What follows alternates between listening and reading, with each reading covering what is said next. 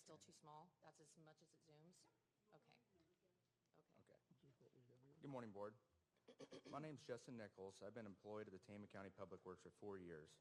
This is Stacy Pierce. She's the wife of Kevin Pierce, who's been employed by Tehama County Public Works for 22 years. She is also a concerned citizen who questions the spending in this county. In 2022, Tehama County hired Coffin Associates to complete a salary study. How much did the county spend on this study? Hundreds of thousands of dollars, from what I'm told. Stacy read the Coff study and was very alarmed by what she saw. The Coff study failed to analyze all positions in the county and seemed to have cherry-picked the positions they decided to study. It was very limited in the data regarding the Public Works Department, as it only studied 2 of the many Public Works positions, the Public Works Maintenance Supervisor and Public Works Maintenance Worker 2 position. For some strange reason, the Coff study reported that it couldn't find sufficient data to compare the Public Works Program Supervisor or the Public Works Inventory Controller position to other counties. The Coff study failed to look at the many other positions within the Public Works. Every county publishes a master salary schedule each year that is available to the public online. After looking at the Coff salary study, Stacy was very concerned with what she saw and decided to do her own study comparing the Tehama County Public Works salaries with those of the surrounding counties. The data in her study comes directly from the master salary schedule and job descriptions posted online. I'm now going to turn this over to Stacy to explain what she found. Over here on this side so you can turn the page. Look at the first page of your packet. In Appendix 1, page 3, the Coff study shows that the Public Works Maintenance Supervisor's salary was 10.5% below the average of the comparators, and that a Public Works Maintenance Worker 2 was 14.9% below the average of the comparators. So my question to this board is, why then did the Public Works Department receive no raise at all back in 2022 or 2023? Fast food workers start out at $20 an hour, and a maintenance worker 1 starts out at $17.59 an hour. That alone speaks volumes on how much this county values their road workers. They don't. Since the Coff study did such a poor job analyzing the Public Works Department salaries in 2022, and the Chief Administrator, the Personnel Director, and this board have refused to give the Public Works employees a raise for several years, I decided to do my own salary study in 2024. Let's look at page 2 of the packet. As you can see, the administrative positions in this county received massive raises based on the Coff study. These were just the few I reported on, and believe me, there were many more. The chief administrator received an $83,674 raise at the top end, and the personnel director received a $71,199 raise at the top end. These raises alone are 2 to 3 times the salary of a Public Works employee. When looking at the Public Works employees in the far right column, you will see that their salary has not increased at all, and the assistant maintenance supervisor and the maintenance supervisor salaries have gone backwards. Turn the page. In 2024, here is a current look at the discrepancies in the salaries of Tehama County Public Works employees compared to the salaries of Public Works employees in the surrounding counties. These are the same counties that Coff used in 2022 to make their comparisons. As you can see, every single Public Works position is on average 21% to 36% below every other county. This is a disgrace. Turn the page. I expanded my study to include many more surrounding counties. And as you can see, yeah. We're limited to 3 minutes. He talked first for 3 minutes. I have not had 3 minutes. No, wait a minute. Wait a minute. He spoke first.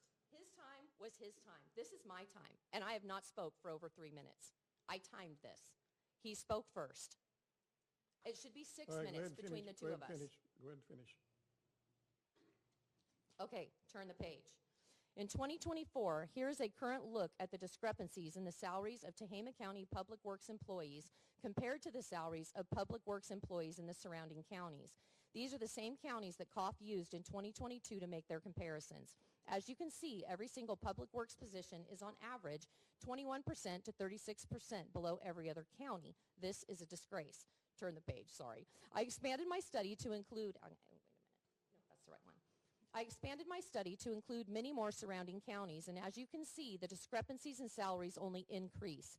Based on this information, I am confident when I state that the Tehama County Public Works Department is by far the lowest paid Public Works Department in the entire state of California. So the 2.5% raise that was recently given to the hardworking public works employees is despicable and a slap in the face to every one of them. Now instead of 21% to 36% below the surrounding counties, they are only 18.5% to 35% below the surrounding counties. No wonder Public Works cannot keep employees, because as soon as they are trained and have their Class A licenses, they leave to go to another county, Caltrans, or somewhere they can make a living above the poverty level. I'm sure this data could be replicated for every department across this county. The administrative positions in this county all walked away with massive raises, and the people who actually do the work, the little guys, got scraps or nothing at all. The chief administrator, the personnel director, and this board should be ashamed of themselves. However, it's not too late. This board has the power to look at my salary comparison chart and give Public Works employees the raises they deserve. To those of you leaving this board, why don't you go out with a bang and give the Public Works employees the raises they deserve? I believe there needs to be a grand jury investigation or a congressional investigation into the misappropriation of funds regarding the massive raises given to all department heads and very little, if any raises at all, given to the lower level employees. Thank you. Thank you.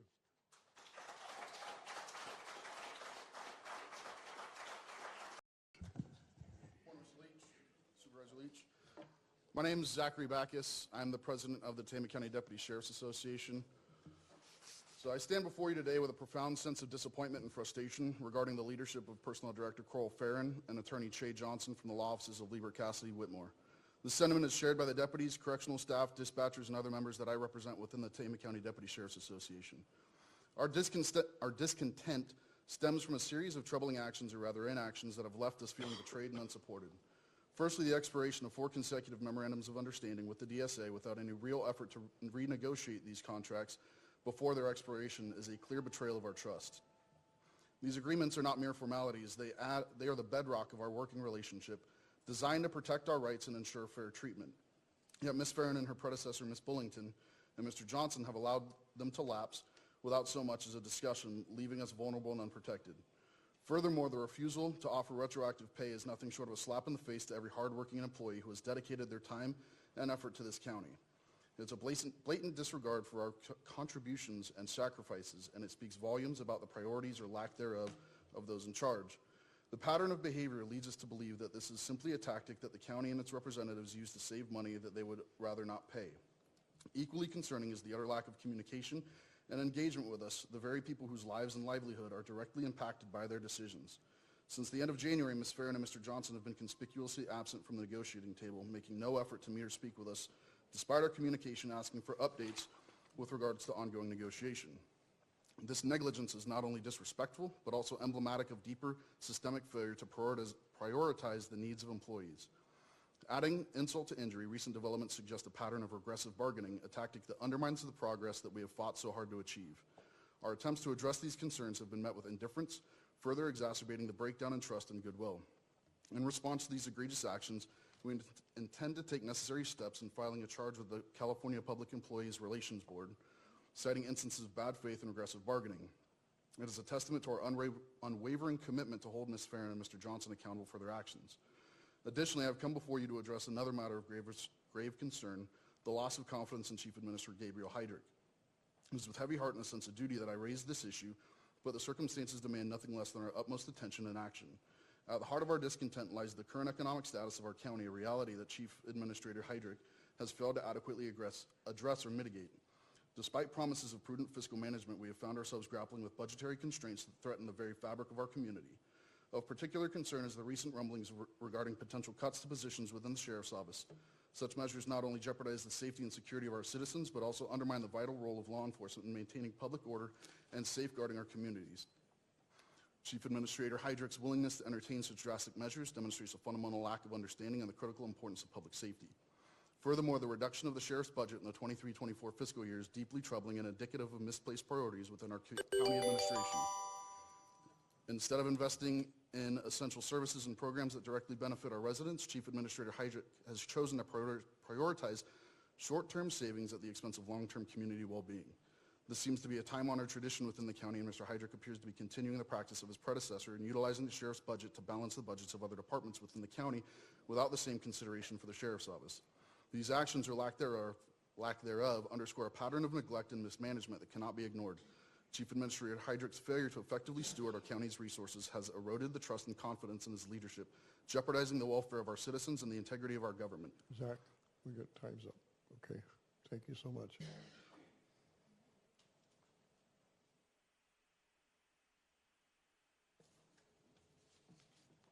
My name is Piper Sanchez. I'm the Correctional Deputy Representative for the Tama County Deputy Sheriff's Association, and I would like to yield my time back to the DSA President. Can you do that? You can continue reading his statement.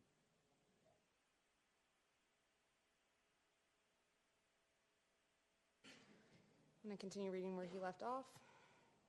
Citizens and integrity of our government. In conclusion, it is abundantly clear that the Personnel Director, Coral Farron, and Attorney Che Johnson have failed in their duty to serve the best interests of the county employees. Their actions have caused irreparable harm to morale, trust, and integrity to our workplace relationships.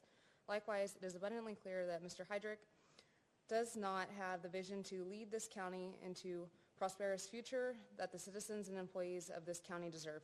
Therefore, I implore each and every one of you to join me in expressing a vote of no confidence in Ms. Farron, Mr. Johnson, and Mr. Heydrich. It is time to demand the competent, ethical leadership that we deserve. Thank you.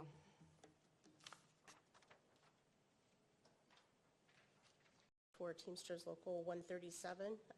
Teamsters and the Tehama County Law Enforcement Management Association have been affiliated since May of 2021. So throughout this written statement from LEMA, or from that Law Enforcement Management Association, they'll be referred to as LEMA. This is a prepared statement that they have requested that I read into your public record. LEMA would like to address the Board of Supervisors regarding ongoing issues with Personnel Director Coral Farron as it relates to contract negotiations, repeatedly failing to communicate with the association's representatives, and what is perceived as not negotiating in good faith. The most current memorandum of understanding between the County of Tehama and LEMA expired on August 31st of 2022. LEMA, as with other associations, has been given side letters to extend the MOU, with the most recent side letter expiring in August of 2023. This includes a side letter to adopt the COF study, which was generated in 2022. At the time, LEMA expressed issues with the COF study, and to the best of my knowledge, LEMA was the last association to accept the COF study in February of 2023. When LEMA accepted the COF study, LEMA was informed by the county negotiator, Che Johnson and Coral Farron, that if LEMA were to accept the COF study, the remaining concerns by LEMA regarding the COF study would be addressed at the next negotiation session. LEMA started negotiations again in June of 2023 and met with the county negotiator, Coral Farron. County negotiators Che Johnson and Coral Farron, the personnel director.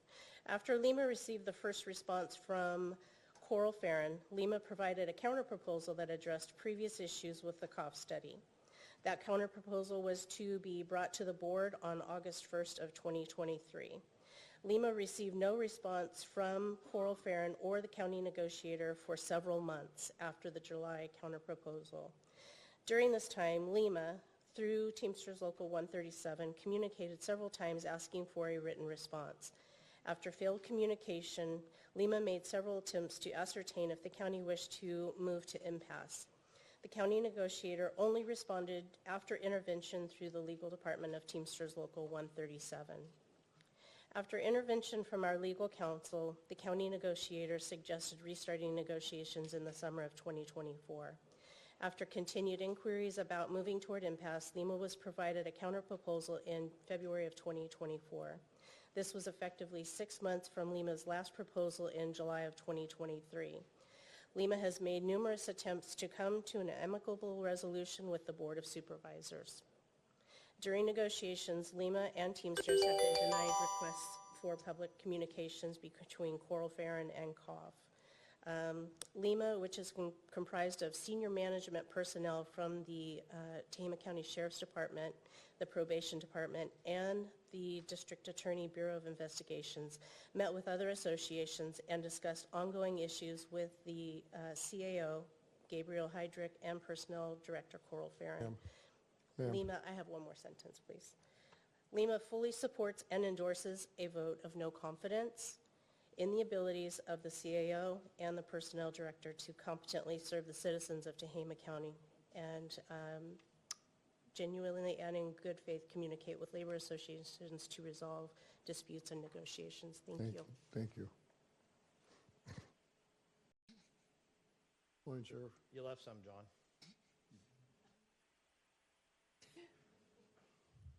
Morning, Board. Sheriff Dave Kane. I stand before you this morning disappointed and ashamed that we must again breach a level of communication that has to come through our unions to address issues with negotiations. I can tell you that as a former negotiator myself, this is a common practice of not negotiating contracts.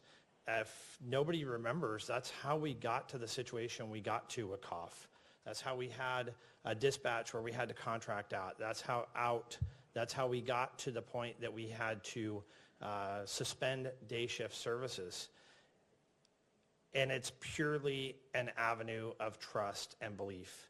And as a true leader and being supportive of my staff, the Deputy Sheriff's Association, and my members of management, I support and echo their concerns of non-confidence. Thank you.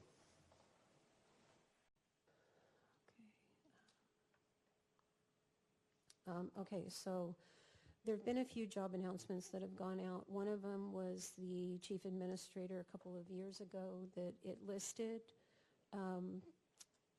that the county supervisors were elected countywide. It was not reviewed, it was not accurate. And then we subsequently hired someone off of that announcement. This is a document, and correct me if I'm wrong, Margaret, I know we have job descriptions and, you know, other documents that assist with what the job actually involves. But people do rely on those job announcements, including salaries and so forth, what's presented of what they're applying for. And so this needs to be, you know, go through some kind of review process just to make sure that the information's accurate. And also, when we have a vacancy, I have asked that these, the job descriptions be reviewed, not, I don't know if they are being reviewed, but they need to be reviewed by the Board of Supervisors for sure on the appointed positions to say, you know, whether or not this position is still doing the same things that they were doing 30 years ago when the person was hired. Can I ask what exactly you're asking for, so I can, because you talked about job announcements and then. There needs to be a review process. Okay, thank you. It could be a personnel committee, it could be the same two employees or two supervisors who are on the standing committee for personnel rules. You know, I don't know why we'd have to recreate, but we'd have to make sure it was part of their function. But there's been too many job announcements that have gone out that are not accurate.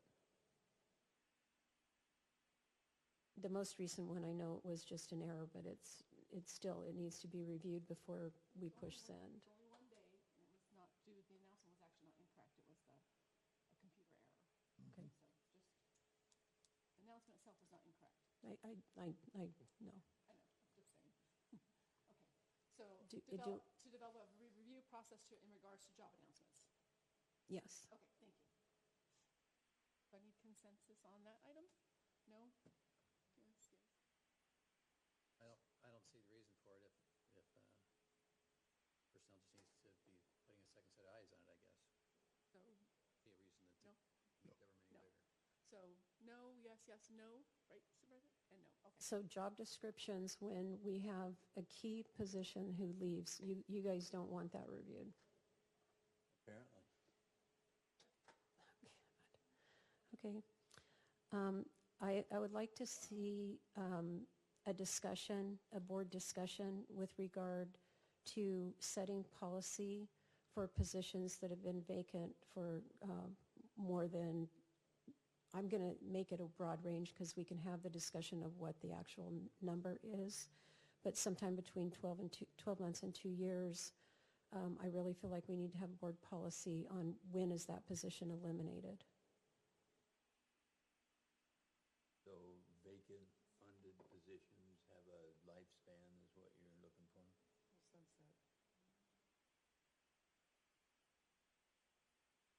So the lifespan would be 24 months? That would be what we would discuss if we decide to address it. Yes? Yes. Supervisor Nolan and Supervisor Lynch? So you got 5. So just to make sure I got it right, board discussions to discuss setting policy regarding vacancies that have been vacant for more, between 12 and 24 months? Is that generalized? Okay. Or more.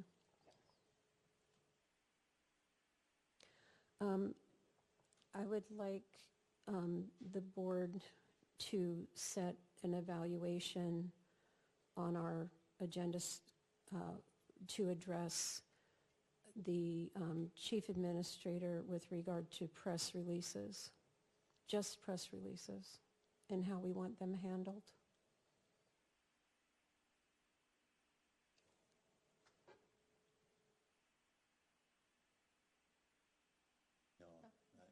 No, I'm a yes. not necessary.